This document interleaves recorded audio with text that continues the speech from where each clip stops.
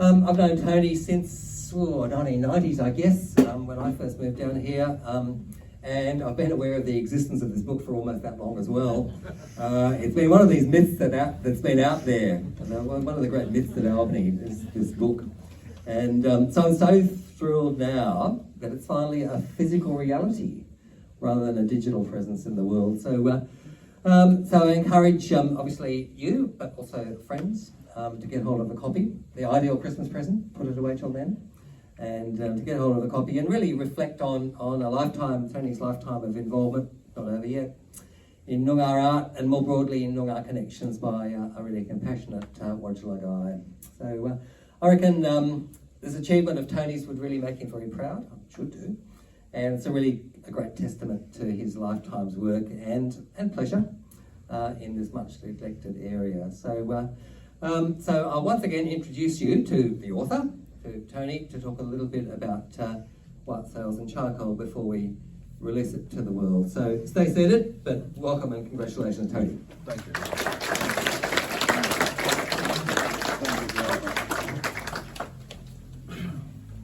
Right. You got that? Yep. Are you going to quiz me or right? No, you're going to talk. I'm going to talk. Okay.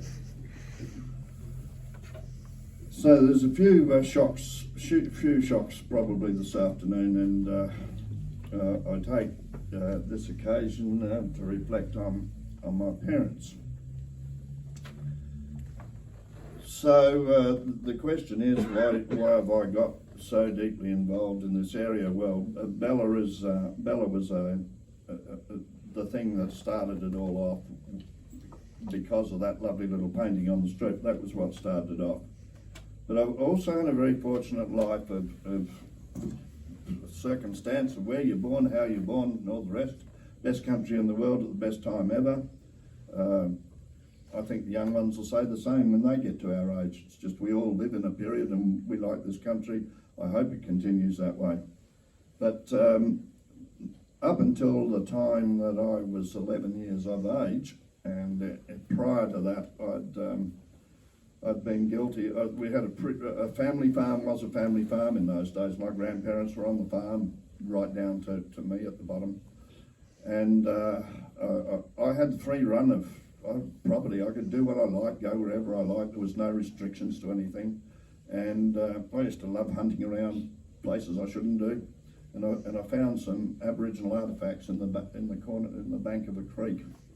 And that really also stirred things up pretty early on in the piece. I took them home proudly and showed my grandfather, and he said, "You go and take them back and put them where you found them." Thought that was a bit miserable, but he said, "They don't belong to you, they belong to other people. You put them back where you found them." Sporting days in those days in the country, just about everyone in the country was involved in some sport or other, and my father was a very keen cricketer and a very keen footballer and quite good at cricket, country 11 cricket man.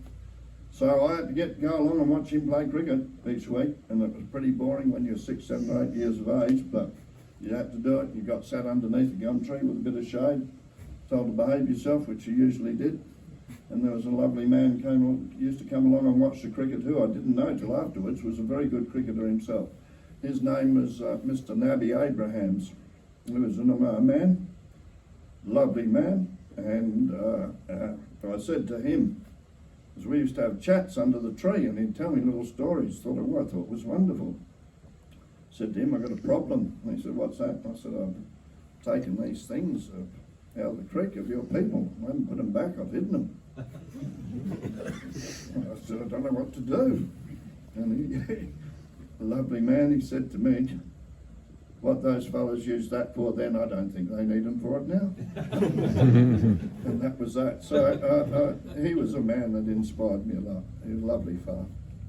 So I get to 11 years of age, and I'm an only child, very spoiled, have the run of everything. And about that time, this is going to get a bit emotional here. About that time, my parents, who couldn't have children, all of a sudden had one. That was a bit of a shock. Didn't see Mum walking around like she was going to have a child, but next thing we had a child, all right? and that's my sister Wendy. Part Aboriginal girl, adopted from Narrogin, became my sister.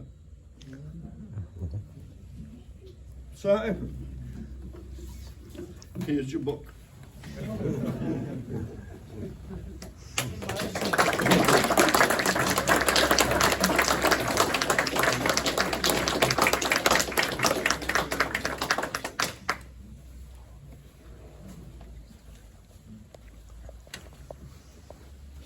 All right, we're trying to come back to earth, eh? It doesn't get any easier. It doesn't get any easier. So, in timelines of the book, look, you're going to battle for the first 100 pages. There's no pictures. You've got to do a lot of reading and you're not going to get much reward because not many pictures, okay? Then you get into the set, well, you know, we talk about this book. It started off going to be a book about Bella. And then someone else gave me something else they wanted to put in, and someone else would give me something else. And it ended up at 680 pages. And then I met a very wonderful person called David Clark, Professor David Clark. Where are you, David? There he is, up there. No, I'm here. Eyes down the front.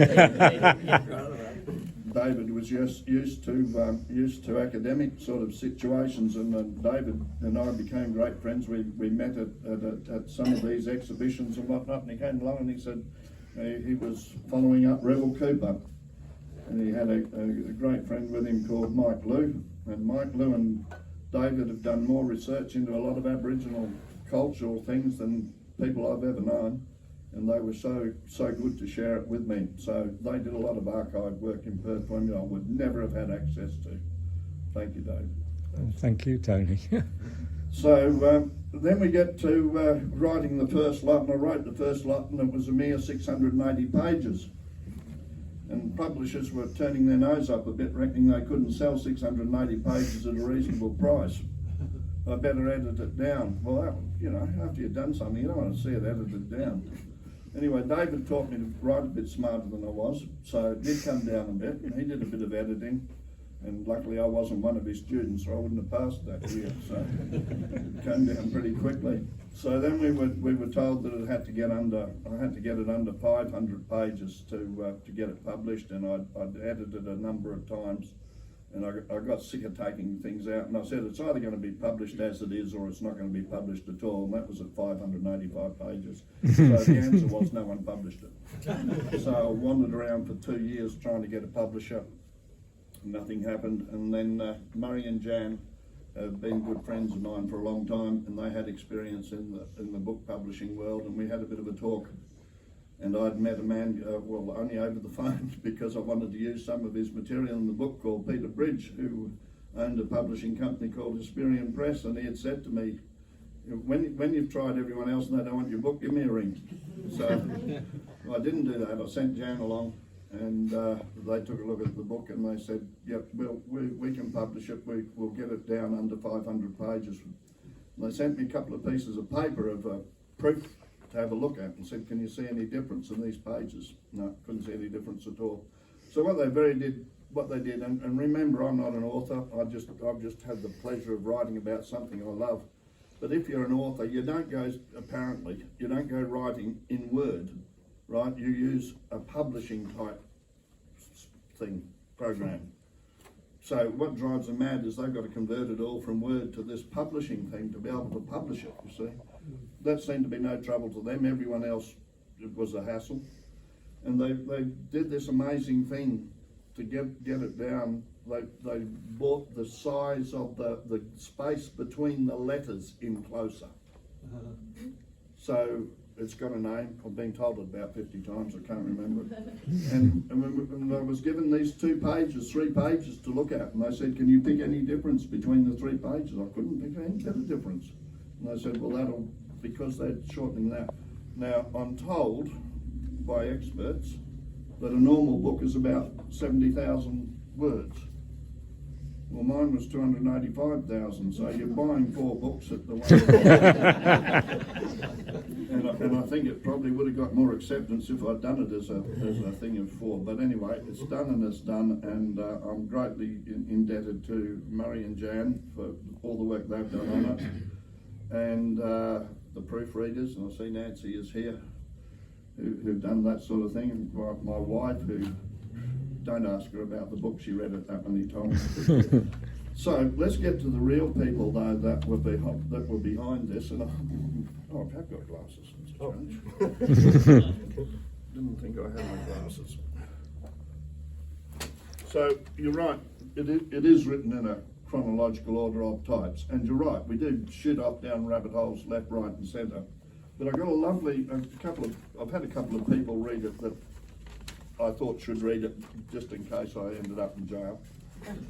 And I got one of them here. I've got a quick note to wish you well for the successful launch on the book on Saturday. Sorry you can't be there due to previous commitments in Perth. Many thanks for the gift of your book, which I'm enjoying reading immensely. A wealth of information told in an entertaining way. Love the side stories and memories of old times and characters. So that was the first response I got, and I was really chuffed. And then the second response was that for the first 100 pages, they didn't know where we were going. For the second 100 pages, they got some idea, and they said when they read the last chapter, they almost cried because it all fitted together. Now, good luck if you get to page 424. So once you get past the first 150 pages, you get a couple more pictures for the next 100. And if you're really good and get to the finish, you get lots of pictures at the finish, because I was getting tired of writing. So that's the book. So when we, if I just couple in, the order that it was written in, it comes about by the people that I have met in writing the book. And I start with the acknowledgement of Mr. Nabi Abraham. Then of course there's Bella. If there wasn't Bella, there wouldn't have been a book. Mm-hmm. There wouldn't have been a lot of art in the Great Southern. As far as I'm concerned, she was the first commercial artist of Noongar artist in the Great Southern, because she actually sold paintings in 1950s, 1960s for her family.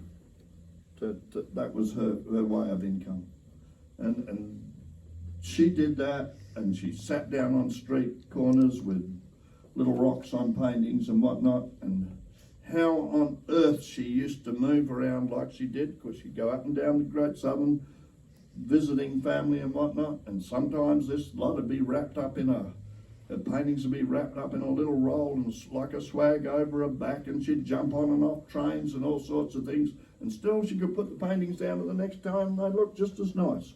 How on earth she did it, I'll never know. There's a chap called Capstan. Now you're not going to know who Capstan is. I know some Noongar people are going to work out who Capstan is, but I gave Capstan an understanding when I started the book that I would never tell his name. Again, a lovely old Aboriginal gentleman whose storytelling way back was unequalled.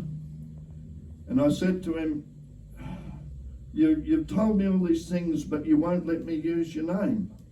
And he said, no one will believe me. He said, no one's believed me all my life. I said, well, you give me the stories and I'll research them, and wherever I can tie any European history in with them, we'll put it in the book.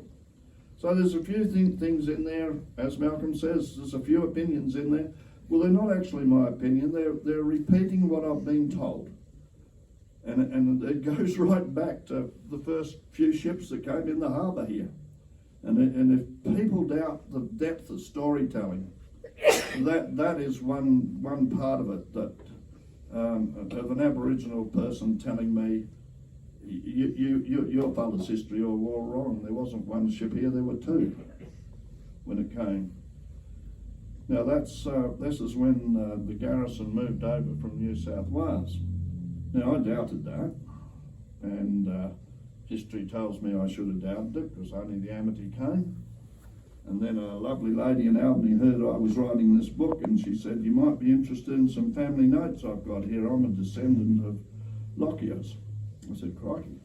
She said, the only thing is they're all handwritten. I said, that's all right. So she gave me a photocopy of the handwritten notes. And in there, in one part that I read, it's interesting because he used to write his logs out before, in handwriting, before he actually did the bit he was going to submit to the bosses. So we got both. We've got the fore one and the after one. Well, the interesting part in there is that one part, he says, one evening he was sitting aboard the Amity and was talking to so-and-so, captain or whatever the seaman's ranking was, I forget now, of the Fly.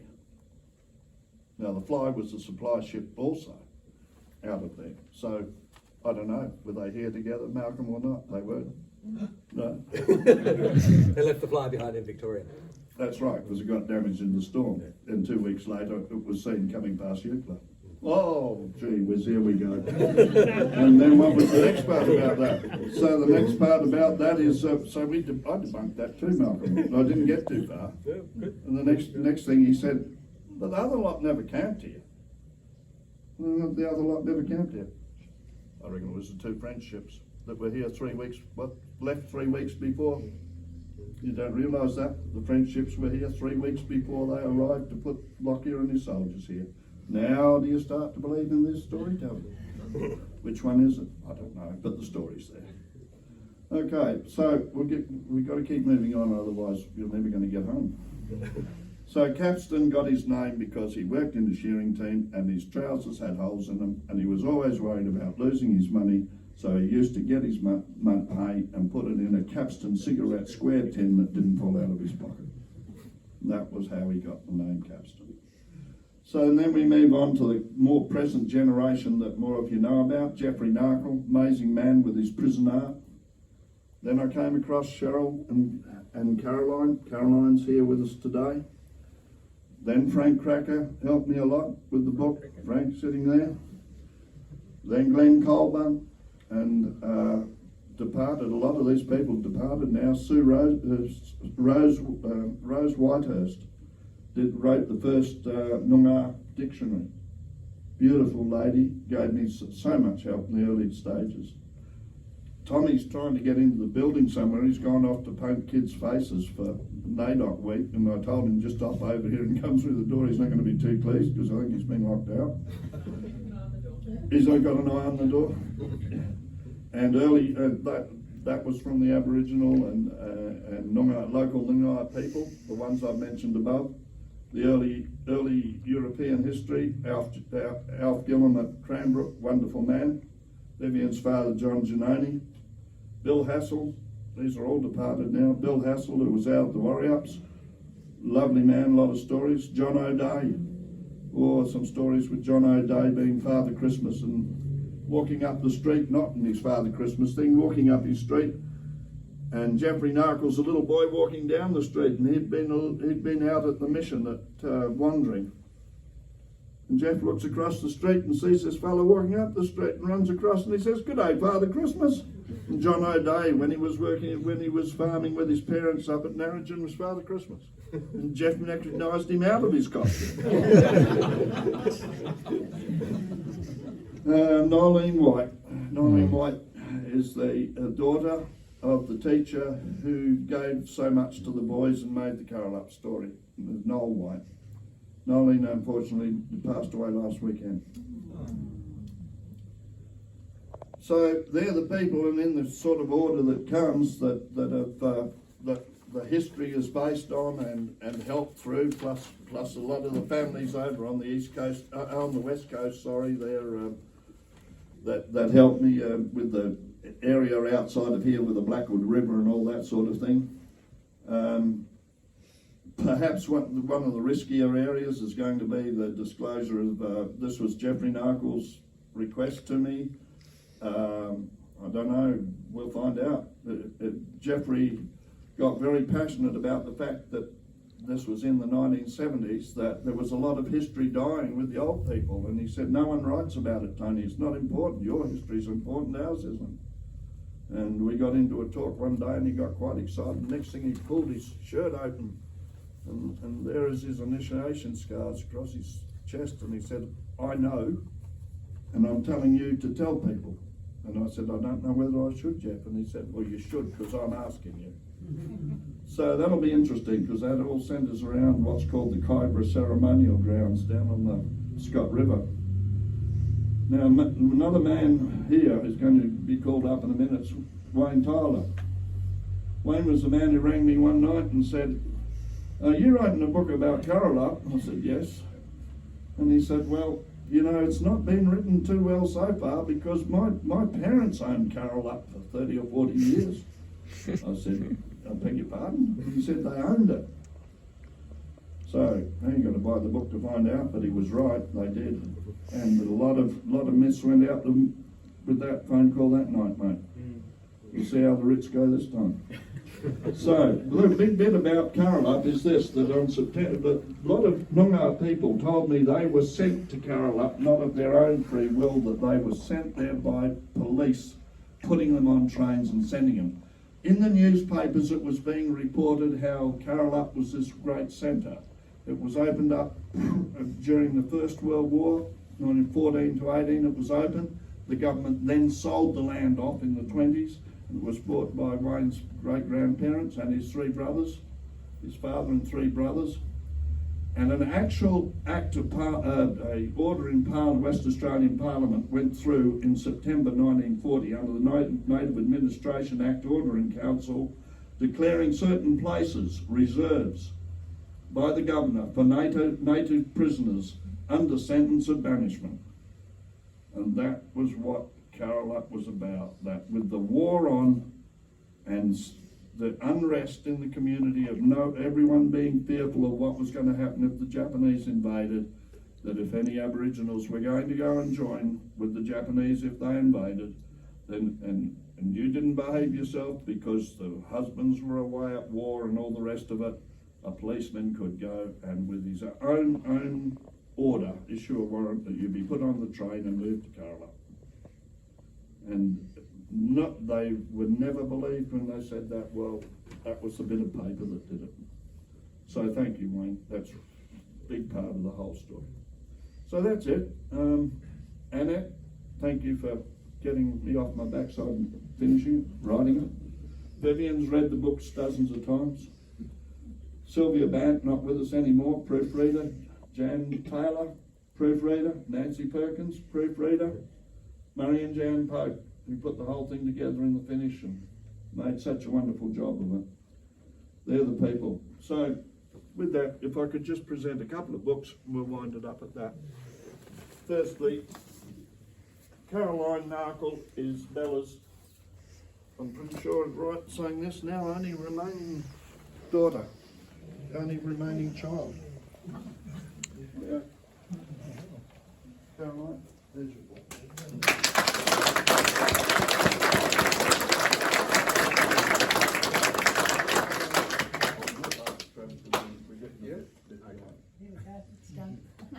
Frank,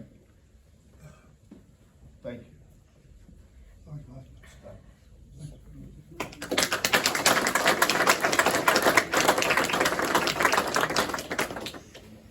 I don't think Ken's here. No, Ken's not here. Ken's not here. So Ken Parker. Ken and Tommy aren't here. Well, we got their books ready, so if they turn up, we'll give them to them. And the other one is Wayne. Thank you, Wayne. Thank you.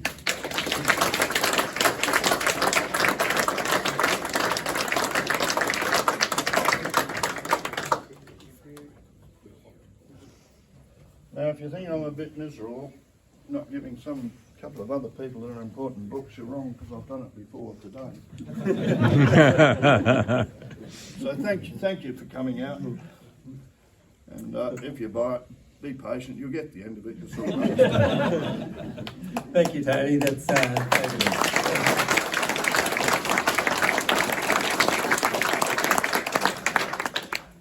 Look, we've done the formalities, so we've gone way over time, as always was going to happen, but that doesn't matter at all. So, but do hang around because we've got a cup of tea or coffee if you'd like, and a biscuit to while away the time. We've got more books for sale. Please don't forget the donation box to mark Bella's gravesite. If you'd like to contribute to that, that would be so much appreciated by the family and by Tony. And thank you to all our helpers, to Tony's family who've helped today, to the library staff who we haven't mentioned. They've done a lot of work, as well as the arts and culture team. So thanks for coming to all of you, and enjoy the rest of the afternoon. Thank you very much.